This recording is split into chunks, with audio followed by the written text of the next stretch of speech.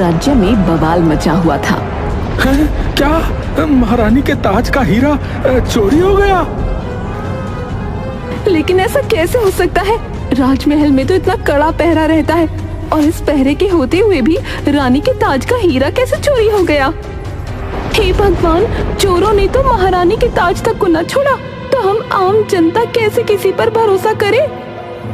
राजमहल में सिपाहियों, तुरंत शाही कोतवाल को प्रस्तुत किया जाए। मेरा हीरा से जड़ा हुआ ताज बिना हीरे के ऐसा लग रहा है जैसे बिना आत्मा के शरीर हो। महाराज, मुझे अपना ताज का हीरा चाहिए। अरे महारानी जी, हम इस ताज में उससे भी अधिक कीमती हीरा लगवा देंगे, आप चिंता ना करें। तभी कोतवाल वीर प्रताप भी आ जाता है। महाराज, आपने मुझे बुलाया? वीर प्रताप, अभी तो तुम्हें पूरी बात पता चल ही गई होगी। हाँ महाराज, मुझे पता चला, लेकिन इतने कड़े पहरे के बावजूद महारानी के ताज का हीरा कैसे चोरी हो सकता है? इसी गुत्थी को सुलझाने के लिए तो हमने तुम्हें बुलवाया है। वीर प्रताप जहाँ पर ताज रखा हुआ था उस जगह को अच्छे से देखता है। तब उसे एक पायल का घुंघरू मिलता है। महारानी जी, ये घुंघरू आपका है क्या? नहीं, इस तरह के घुंघरू वाली पायल तो पारो पहनती है। लेकिन पारो है कहाँ? महारानी साहिबा, पारो तो कल रात से हमें ना दिखी, और इतनी बड़ी चोरी हो जाने के बाद तो उसे यही होना चाहिए था। कहीं चोरी पारो ने ही तो नहीं? अब नहीं महाराज, पारो और मैं 20 साल से एक दूसरे को जानते हैं, वो ऐसा काम नहीं कर सकती। ऐसा कौन हो सकता है जो महारानी के ताज का नीलम चुरा ले? मुझे तो ये बहुत बड़ा चोर लगता है। कहीं ये बसंत का काम तो नहीं? कौन बसंत सेनापति जी? बसंत एक बहुत ही शातिर चोर है। वो 4 बार मेरे हाथ आते आते रह गया। बहुत ही बड़ा बहरूपिया है वो। इसका मतलब है वो तो बहुत ही बड़ा चोर होगा, लेकिन हम उस तक पहुंचेंगे कैसे सेनापति जी? वही तो सोचना है चेतन।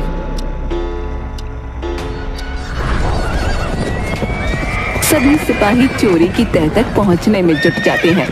कुछ दिन बाद जब वीर प्रताप अपने घर से महल की तरफ जा रहा था, वीर प्रताप को 2 आदमी दिखाई दिए। चोरी किसने की? मैंने की है। नहीं, मैंने की है, मैंने। वीर प्रताप जैसे ही उनके पीछे जाता है, वो तेजी से भागते हुए खंडहर में चले जाते हैं।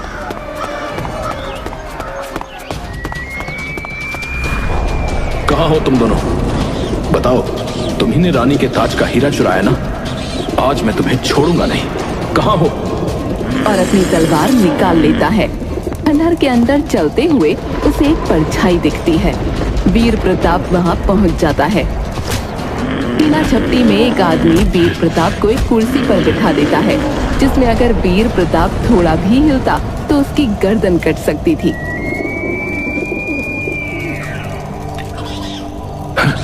कौन हो तुम? तुमने मुझे नहीं पहचाना। मैं तुम्हारा पुराना दोस्त बसंत। वीर प्रताप? क्या बसंत? अच्छा, तुम्ही ने रानी के ताज का हीरा चुराया है।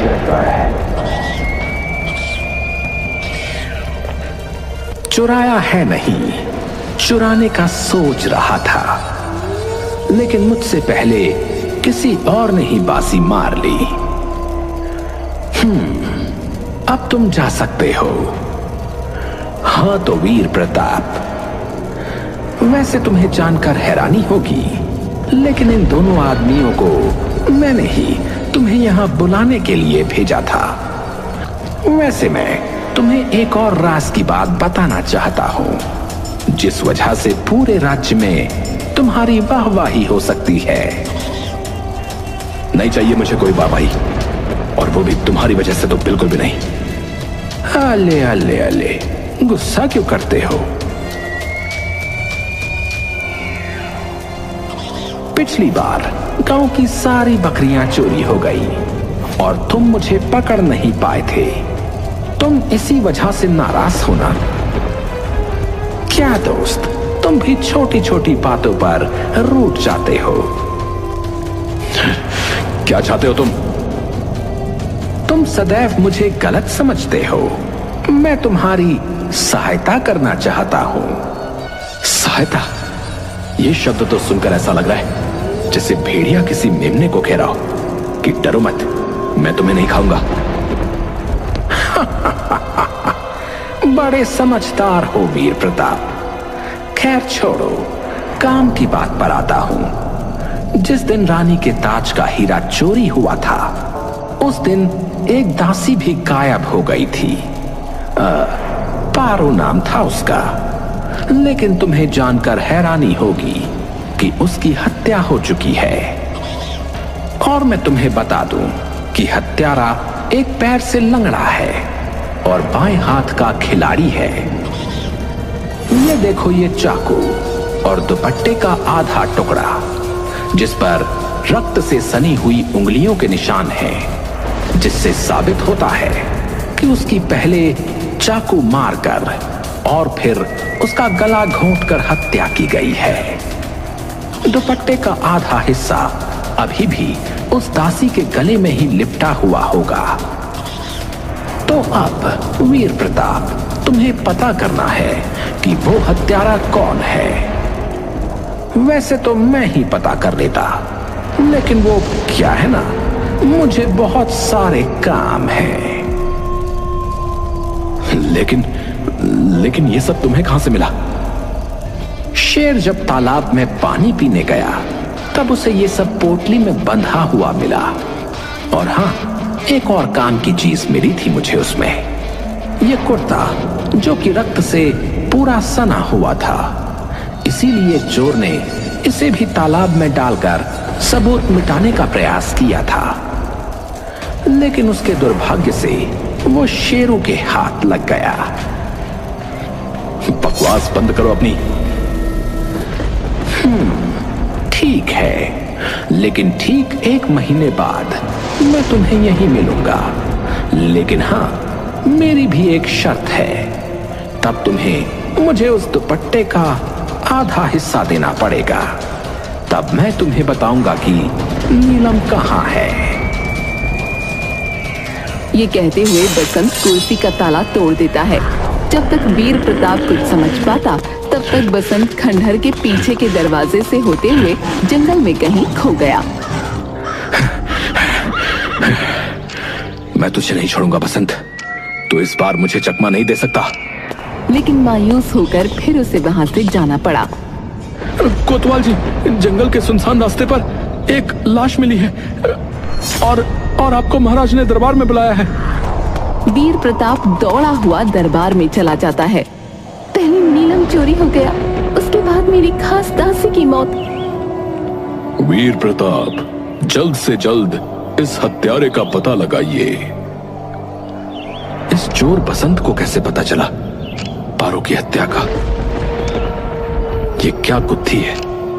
मुझे तो कुछ समझ में नहीं आ रहा है। पहले महारानी के ताज की चोरी और फिर पारो की हत्या का आपस में क्या संबंध हो सकता है?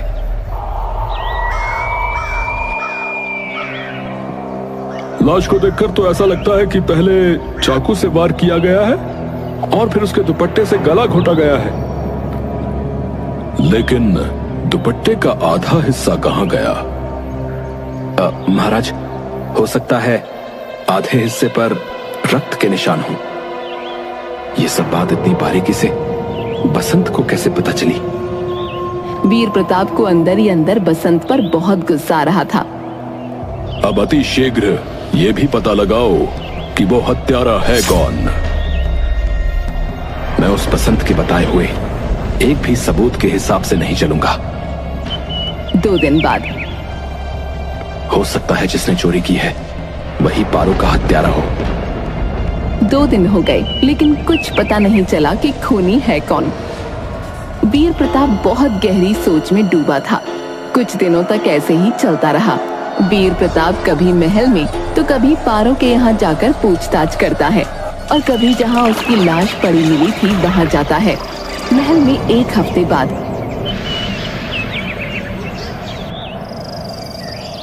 देखिए महारानी साहिबा, हमने आपका ताज फिर से बिल्कुल वैसा ही कर दिया है जैसे पहले था। अरे वाह महाराज, ये तो पहले से भी सुंदर लग रहा है। तभी वीर प्रताप वहां पहुंच जाता है। महाराज, मुझे पता चल गया है कि हत्यारा कौन है। कौन है वो हत्यारा? बताइए वीर प्रताप, कौन है कातिल? महाराज, ये आपका दास बिरजू। खून इसी ने ही किया है। सिपाहियों, पकड़ लो इसे। लेकिन महाराज, मैं पारो को क्यों मारूंगा? मुझे तो यहाँ आए हुए कुछ ही समय हुआ है महाराज। मैं तो ठीक से उन्हें पहचानता भी नहीं। फिर मेरी उनसे क्या दुश्मनी होगी भला? तुम्हारी दुश्मनी पारो से नहीं थी, पर तुमने महारानी के ताज का नीलम चुराया था, और जब पारो ने तुम्हें देख लिया तो तुमने उसका खून कर दिया। नहीं महाराज, ये झूठ है। जिस दिन महारानी के ताज का नीलम चोरी हुआ था महाराज, तब मैं 1 हफ्ते के लिए गांव गया हुआ था, और जब गांव से लौटा तो तब मुझे चोरी के बारे में पता चला महाराज। आप चाहे तो मेरे पूरे घर की तलाशी करवा सकते हैं महाराज। सिपाहियों, जाकर बिरजू के पूरे घर की तलाशी करो, और इसका जो भी सामान है सब देखना। तब तक इसे किसी कारागार में बंद कर दिया जाए।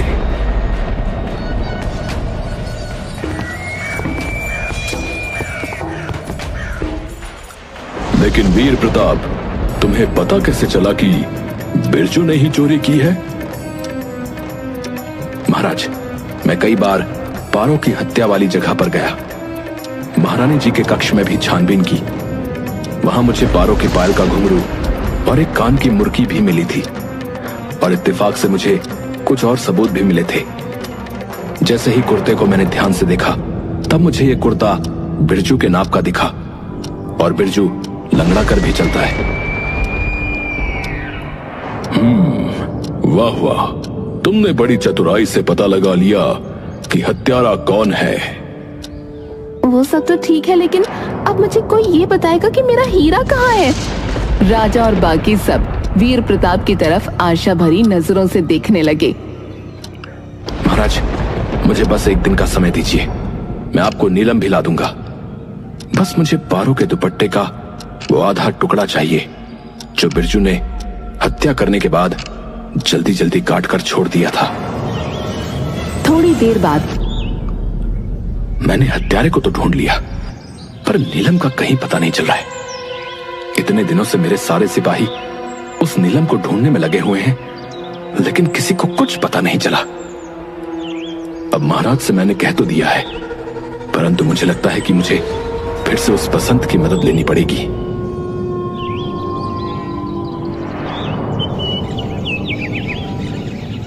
अगले दिन वीर प्रताप अपनी पूरी तैयारी के साथ फिर से उस खंडहर में पहुंच जाता है। वीर प्रताप जैसे ही वहां पहुंचता है, अरे आ गए तुम। वैसे तुम्हारी दाद देनी पड़ेगी वीर प्रताप। तुम बहुत ही होशियार हो। कितनी आसानी से पता लगा लिया कातिल के बारे में। अब बकवास बंद करो और बताओ मुझे कि वो नीलम का है। बताता हूँ, लेकिन पहले मुझे दुपट्टे का आधा टुकड़ा तो दिखाओ। वो क्या है ना, मुझे इसकी कारीगरी बहुत पसंद आई। और फिर दुपट्टे को देखकर एक साजिश भरी मुस्कान देता है। बस ये एक बार मुझे बता दे कि नीलम कहाँ है, फिर मैं इसे पकड़ लूंगा। बसंत बहुत बारीकी से दुपट्टे को देख रहा था और फिर उसका फीता छोड़ने लगता है। कैसे वीर प्रताप, कैसे? तुम हो तो बहुत चालाक, लेकिन इतनी बेवकूफी भरी हरकत कैसे कर सकते हो? ये मुझे आज तक समझ नहीं आया। हर बार कोई ना कोई बेवकूफी कर ही जाते हो और मुझसे एक कदम दूर रह जाते हो। और फिर दुपट्टे के अंदर से नीलम बाहर निकाल लेता है। वीर प्रताप हक्का बक्का रह जाता है। क्या तुमने एक बार भी नहीं सोचा कि पारो ने दुपट्टा क्यों नहीं छोड़ा? तुमने सच कहा था। पारो ने बिरजू को देख लिया था और नीलम लेकर भाग गई थी, लेकिन उसने वो नीलम अपने दुपट्टे में छुपा कर रखा था। और तुम्हें शायद पता नहीं, परंतु पारो महारानी साहिबा के कपड़े बनाया करती थी। उसके सिलाई के हुनर का तो कह नहीं सकते, परंतु अफसोस ये दुपट्टा तुम सबके पास इतने दिन तक रहा, लेकिन तुम में से किसी को भी पता तक नहीं चला। वीर प्रताप अपनी कमर में से तलवार निकालता है और बसंत को मारने के लिए आगे बढ़ता है। कोई फायदा नहीं वीर प्रताप, मैंने तुम्हारी तलवार बदल दी है। अब इससे मेरा कुछ नहीं हो सकता। वीर प्रताप किसी तरह अपने सिपाहियों को बुलाना चाहता था, लेकिन वो बेबस था। फिर भी वो नीलम को छुड़ाने की कोशिश करता है, पर नाकामयाब रहता है। तभी बसंत मौका देखकर वहाँ से भाग जाता है और वीर प्रताप भी उसकी तरफ भागता है, लेकिन वो फिर से चकमा देकर गायब हो जाता है। सिपाहियों, क्या तुमने किसी को बाहर जाते हुए देखा? नहीं, यहाँ से तो कोई बाहर नहीं गया। तभी हवा में उड़ता हुआ एक चाकू एक पेड़ पर जाकर लग जाता है, जिसके अंदर एक चिट्ठी थी। वीर प्रताप, अगर कोई कह दे कि तुम्हारी तलवार में धार नहीं, तो बिना उसका उपयोग करे किसी पर विश्वास मत करना। तुम्हारा दोस्त बसंत। फिर मिलेंगे। और हाँ, याद रखना, मैं बसंत हूँ। बसंत हवाओं को चकमा देने का हुनर रखता हूँ। तो तुम क्या चीज हो?